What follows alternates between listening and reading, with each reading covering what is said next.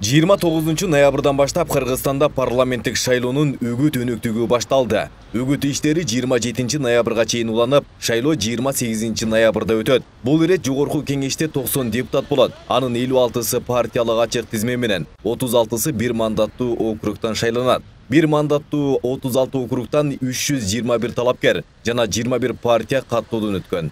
Уголовный кодекс менен дагы жоопкерчиликке тартылып калчу шарттар бар да. Баягы шайлоо эле мыйзамдар экен, бул шайлоодон четтеп калсам эле болду экен, же болбосо айып пул эле төлөп калам дебей, башка дагы беренелерге туш келип калышы мүмкүн.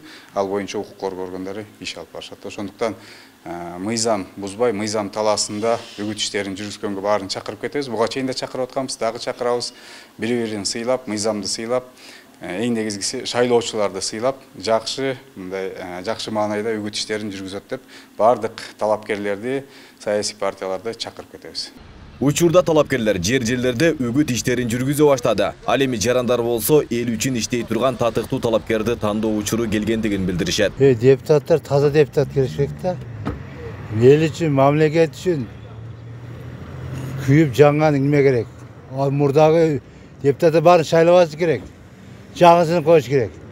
Ара 6 жол эмеден бери булар эме бирде эмени кылышкан жок да турабы? Эми ушу мамлекет үчүн, эл үчүн иштеген депутаттар келиш керек.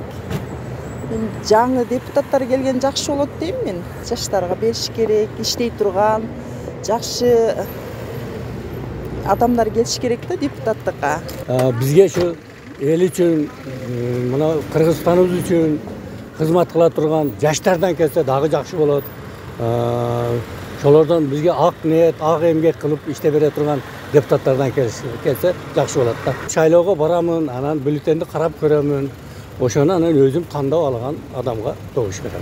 Жалал Абад округу боюнча бир мандаттуудан 6 талапкер, ал эми Сузак округунан 14 талапкер катталган. Үгүт иштери жүргөн учурда талапкерлерден мыйзамсыз көрүнүштөр катталган болсо, БШКнын өкүлдөрүнө кайрылуу керектигин эскертишет. Мурдагыдай стадиондордо, митингтерде өткөрө берет, бирок айырмачылыгы концерттерди, театралдаштырылган оюн зоокторду уюштурууга мүмкүн эмес. Муниципалдык кызматкерлер, коомдук өз алдынча башкаруу органдарында иштеген кызматкерлер дагы бул үгүт иштерине аралаша албайт. Кандайдыр бир талапкерден же талапкердин өкүлдөрү үгүт иштерине мыйзамдуулукту сактабай каршы иштеген болсо, анда мына биздин ыкчам топ иштейт.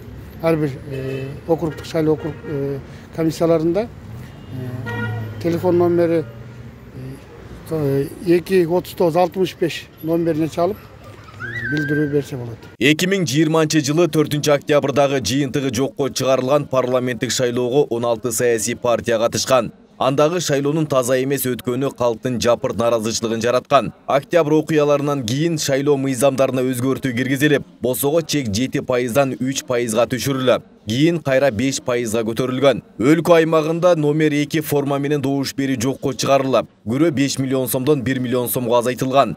Айбек Исабеков, Аскар Маматисаков, Регион.